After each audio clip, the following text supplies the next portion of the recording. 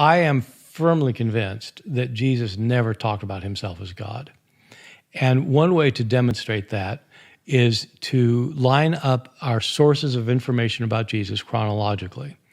And so I mentioned earlier that we have the first three Gospels, Matthew, Mark, and Luke.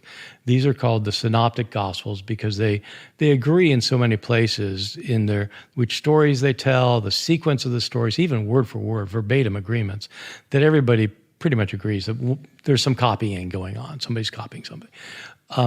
Scholars who've worked on this since the 19th century have said that Matthew and Luke both had Mark as one of their sources. So you had Mark as a source.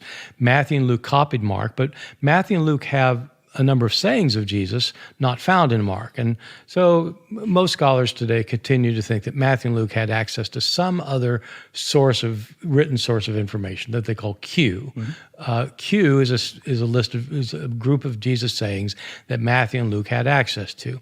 Matthew has some materials not found in Mark or Luke, so they say, well, that came from some other sources, and Luke has some material not found in Mark and Luke, so that's other sources. Okay, so you got Matthew, Mark, and Luke, but you also have Q and M, Matthew's special sources, and L, Luke's special sources. If you look at all of that material, Matthew, Mark, Luke, Q, M, and L, okay, all of that together, Jesus never calls himself God. All of our earliest sources. Where Jesus starts calling himself God is the Gospel of John, yes, our last source. And so, to my thinking, you have these sources of information about Jesus. So I've just laid out six sources, 6 pieces of information versus 1. The 6 are all earlier than the 1.